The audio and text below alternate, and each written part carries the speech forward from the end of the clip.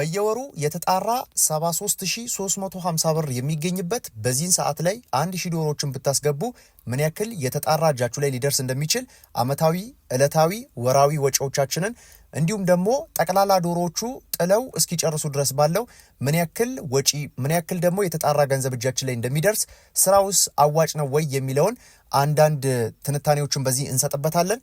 ዛሬ ላይ ባለ ዋጋ ነው ይሄ የተሰራው። ይሄ ቪዲዮ በሚሰራበት ሰዓት ያለ የመኖ ወጪ እንዲሁም ደግሞ አሁን እየተገበያየንበት ያለ የእንቁላል ዋጋ መሰረት ያደረገ ወጪ ሰርቼላችኋለሁኝ። ጠቅላላ ገቢያችንንም ሰርቼላችኋለሁኝ። ይሄ ለየት የሚያደርገው ከረጅም ጊዜ በኋላ የሰራውትም እንደመሆኑ መጠን ለየት የሚያደርገው ነገር ምንድነው? አንደኛ የዶሮቻችንን አጠቃላይ የፕሮዳክሽን ሳይክላቸውን ያጠቃለለ ወይም ደግሞ ምን ያክል እንቁላል ይጥላሉ፣ በምን ያክል ጊዜ ውስጥ ስንት ብር ይገዛሉ፣ ምን ያክል ወጪ ያለባቸው፣ ምን ያክል ዶሮ ሊሞትብን ይችላል፣ የነሱ ኪሳራስ ምን ያክል ነው የሚለውንም ያካተተ ጭምር ነው ማለት ነው። ይሄንን ከቀን ወደ ወራት ከወራት ደግሞ ወደ አመታት አድርገን የሰራውት አይነት ፋይናንሻል ቢዝነስ ፕላን ነው ወይም ደግሞ የገቢና የወጪ ዝርዝሮችን ዛሬ መሰረት ያደረገ መረጃ ለቅቄላችኋለሁ ማለት ነው። ስለዚህ ዛሬ ጠቅላላ ወጫችንን እንመለከታለን። ጠቅላላ ደግሞ እጃችን ላይ የሚገባው ወይም ደግሞ እጃችን ላይ የተጣራ ብለን የምናነሳው ከዶሮቻችን ወጪ ውጪ ሂሳብ የተሰራ ነው። ስለዚህ ዛሬ ለ1000 ዶሮዎች ወጪና ትርፉን እንመለከታለን። ወራዊ፣ አመታዊና ጠቅላላ ደግሞ ዶሮቻችንን በሌይንግ ሳይክላቸው ወይም ደግሞ በፕሮዳክሽን ሳይክላቸው ምን ያክል እጃችን ላይ ይቆያሉ፣ ምን ያክልስ ወጪ እንዳለባቸው እንመለከታለን። አብራችሁን ከቆያችሁ ጥሩ ትጠቀሙበታላችሁ። ምናልባትም ወደዚህ ቢዝነስ ለመግባት ሀሳብ ካላችሁ ሂሳቦቻችሁ እንዴት መስራት እንዳለባችሁ የምትማሩበት ከዚህ በተጨማሪ ወደ ፈለጋችሁት ቁጥርም ቀይራችሁ የምትሰሩበትም ይሆናል ማለት ነው። ስለዚህ ዛሬ ማስታወሻችሁን ምናልባት እየተንደረደራችሁ ያላችሁ ወደዚህ ቢዝነስ ለመግባት አንዳንድ ቁጥራዊ ነገሮችን ለመያዝ ማስታወሻ ብትይዙ ይመከራል።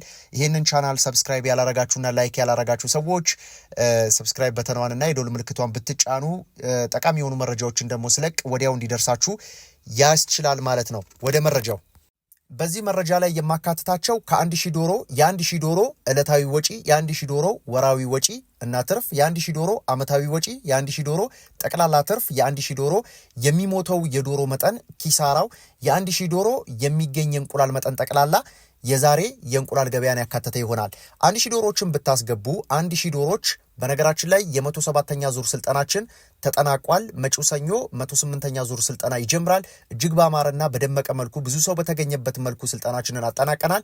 በ0954621324 ሙሉ መረጃዎችን ማግኘት ትችላላችሁ። 1000 ዶሮዎችን በቀን ምን ያክል ወጪ ያለባቸው ካላችሁኝ 7800 ብር ወራዊ ዕለታዊ ወጪ ያለባቸው የመኖ ብቻ 1000 ዶሮዎች 7800 ብር ያክል ወጪ ያለባቸው። ከዚህ በተጨማሪ 234000 ብር በወር ደግሞ ወጪ ያለባችሁ ለ1000 ዶሮዎች ብቻ። እነዚህ ዶሮዎች የሚበሉትን ለማዘጋጀት 234000 ብር ያክል ወጪ ይኖርባቸዋል። የቤት ኪራይ 18000 ብር፣ የሰራተኛ የአንድ ወር 6000 ብር፣ የትራንስፖርት 3000 ብር፣ የመብራትና የውሃ 4000 ብር 4500 ብር፣ ልዩ ልዩ ወጪዎች 10000 ብር። ልዩ ልዩ ወጪዎች ምንድናቸው የሚለውን ልንገራችሁ። በመጀመሪያ ደረጃ የመብራትና ውሃን ያካትታል። ሁለተኛ ነገር ደግሞ አንዳንድ ጊዜ የትሪ የምንገዛበት፣ ከዚህ በተጨማሪ ደግሞ ለትራንስፖርት የምናወጣበት፣ ከዚህ በተጨማሪ ደግሞ ጥቃቅን የምንላቸው ከሰራተኛ ጋር ተያይዞ እንዲሁም ደግሞ ቤት ውስጥ መሟላት አለባቸው ከምንላቸው ለምሳሌ ለዶሮዎች ንጽህና መጠበቂያ፣ ለዶሮዎች ባዮሴኩሪቲ መገልገያዎች፣ ኬሚካሎች ሊኖሩ ይችላሉ፣ ዲተርጀንቶች ሊኖሩ ይችላሉ። የሰራተኛ ቱታ ቦቲን ለመቀየር ብናስብ ሊሆን ይችላል። እነዚህ አይነት ወጪዎች ቤቶቻችንን ጉዝጓዝ ለመቀየር ሊሆን ይችላል። ኔስቶቻችን ጥገና ሊያስፈልጋቸው ይችላል።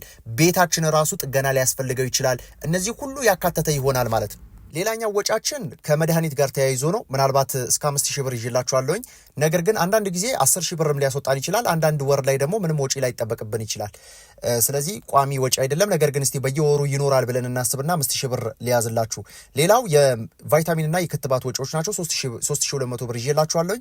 ይሄም በተደጋጋሚ ይኖራል ተብሎ የሚታሰብ አይደለም። በተለይ ደግሞ ክትባት እንደየወረርሽኙ መጠን ወይም ደግሞ እንዳለው የበሽታ ስርጭት ወይም ደግሞ ዶሮቻችን ባሉበት ሁኔታ ምን ያክል ለምሳሌ በኢንተርቫሉ የሚሆነው በየ2 ወር ነው። ስለዚህ በየ2 ወር የሚደረግ አይነት ስራ ነው። አንዳንድ ጊዜ ምናልባት ቀናቶቹ አጥረው በየ3 ሳምንቱና በየ2 ሳምንቱ ሊሆን የሚችሉበት ሁኔታ አለ።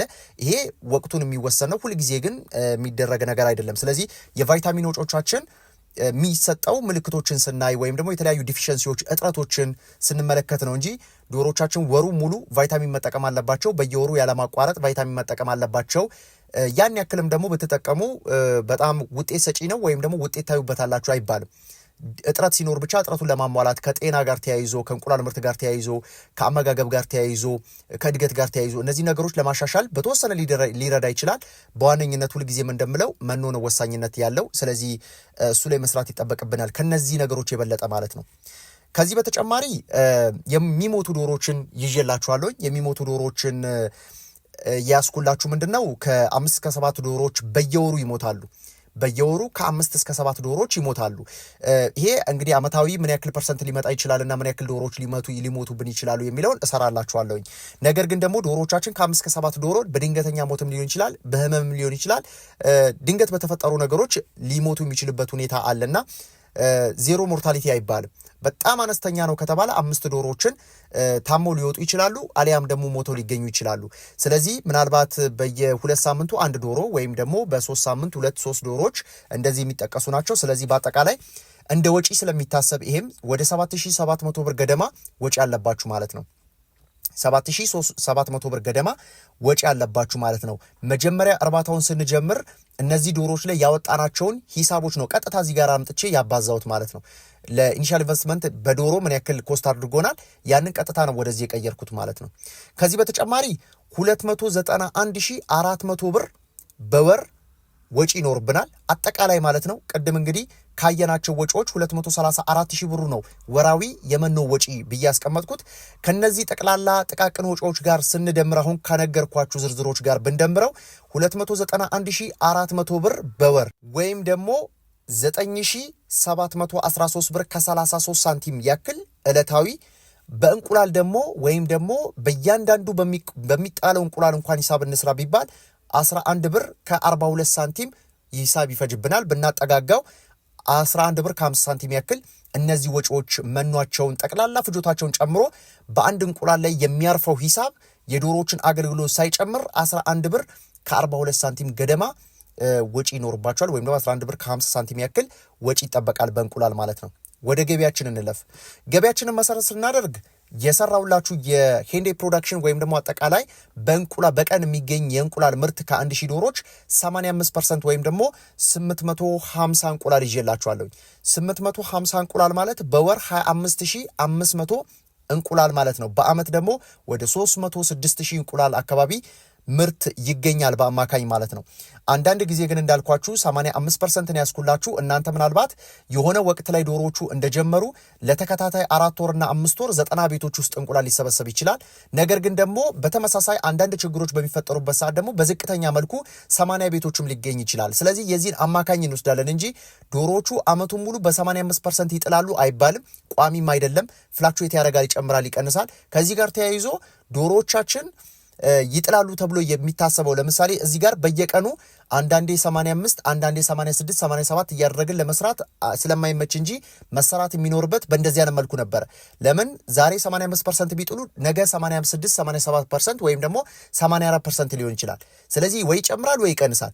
ይሄንን አማካኝ ብንወስደው በ80 እና በ90% መካከል ብንወስደው 85%ን አማካኝ እንውሰድና ዶሮቻችንም ደግሞ ወጣት እንደመሆናቸው መጠን ይሄን ያክል ፕሮዳክሽን በአግባቡ ከተሰራበት በደንብ እንደሚመጣ ስለሚታወቅ 85% የእንቁላል ምርት ይዘናል ማለት ነው። በአጠቃላይ 25500 ብር የእንቁላል ምርት ወራዊ ቢኖረን ከ1000 ዶሮ አሁን ባለው ሂሳብ ደግሞ አሁን ባለው አይደለም በርግጥ ከዚህ ቀደም በነበረው ወይም ደግሞ ቀንሷል ተብሎ በሚታሰብበት ሰዓት 17 ብር ሂሳብ እንቁላል እየተሸጠ ነው ያለው። 433500 ብር ያክል ጠቅላላ ያልተጣራ ሽያጭ ይኖራችኋል። ጠቅላላ ያልተጣራ ሽያጫችሁ 433500 ብር ሽያጭ ይኖራችኋል ማለት ነው። ታዲያ ቅድም ካልነው 291400 ብር ወጫችን ነበረ። እንቁላሉን ሸጠን ያገኘነው ደግሞ በወር 433500 ብር ነው። ይሄን ብናቀናንሰው 433500 ሲቀነስ 291400 ብናደርግ ወደ 142100 ብር ያክል ወጪ ይኖረዋል። ዋናው ጉዳይ እዚህ ጋር ነው ያለው። ለምሳሌ አሁን እዚህ ጋር ለየት አድርጌ የሰራውላችሁ ምንድነው አንደኛ የላይፍ ታይም ሞርታሊቲን ጨምሬበታለሁ። ዶሮዎቹ በዚህን ጊዜ ውስጥ ወይም ደግሞ 1.1 ሚሊዮን ብር ለ1000 ዶሮዎች ኢኒሻል ኢንቨስትመንት ቢኖረን በአማካይ ነው ያስኩላችሁ። ከ5 እስከ 7% ሞርታሊቲ ቢኖር ኦልሞስት ወደ 7% ወደ 70 ዶሮዎች አካባቢ ሞት ይኖረናል በዚህ በወጣትነት ዘመናቸው ብቻ ማለት ነው። ስለዚህ ቢያንስ እነዚህ ዶሮዎች ወደ 1182 ብር ይገመታሉ ጠቅላላ ማለት ነው እያንዳንዳቸው። ስለዚህ ከዚህ ጋር ተያይዞ እነዚህ ዶሮዎች በአጠቃላይ 1,100,000 ብር ኢንቨስት አድርገን 1 ዓመት ከ4 ወር ወይም ደግሞ ዶሮቻችን 16 ወር እጃችን ላይ ብናስጥላቸው 68,750 ብር ዶሮቻችን ከኛ ይፈልጋሉ በየወሩ ማለት ነው። በየወሩ ለዶሮቻችን ተመላሽ የምናደርገው 68,750 ብር ተመላሽ አለብን። ልክ ብድር ተበድራችሁ በየወሩ ተመላሽ እንደምታረጉት ገቢ እንደምታረጉት ሁሉ ይሄንንም 1,100,000 ብር ተበድሬ ያለው ብላችሁ ብታስቡ ዶሮቻችሁ እንግዲህ ይሄን ያክል ጨርሰው እዚህ ደርሰዋል። ይሄንን 1,100,000 ብር በሚጥሉት ጊዜ ወይም ደግሞ ይሄ በጣም አጭር ነው በነገራችን ላይ ዓመት ከ8 ወር ዓመት ከ6 ወር የሚያስጥሉ ሰዎች አሉ። እኔ ዓመት ከ4 ወር ነው ይዤላችሁ ያለሁት።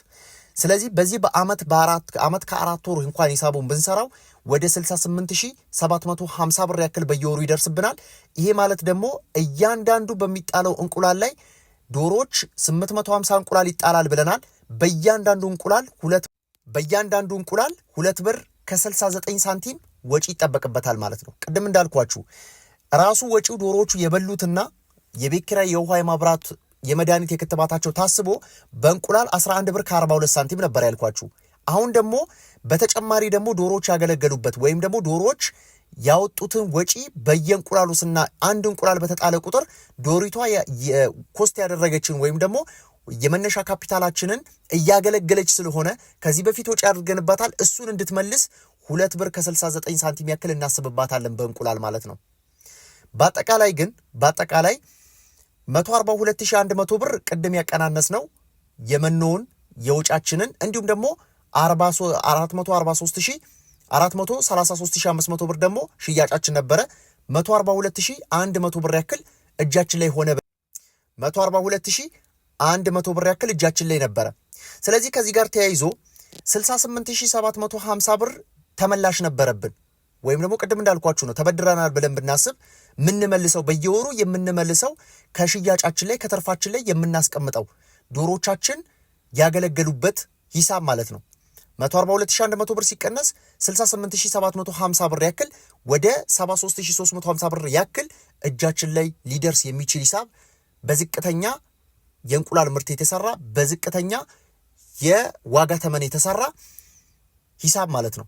የተጣራ እጃችን ላይ ሊደርስ የሚችል አይነት ወጪ ማለት ነው፣ ገቢ ማለት ነው። 73,350 ብር ከ1000 ዶሮች ላይ የተጣራ የምናገኘው ገቢ ይሆናል ማለት ነው። ዛሬ ይዤላችሁ የመጣሁት ይህንን ሀሳብ ይመስል ነበረ። በቀጣይ በሌላ መረጃ እንገናኛለን። ሰላም።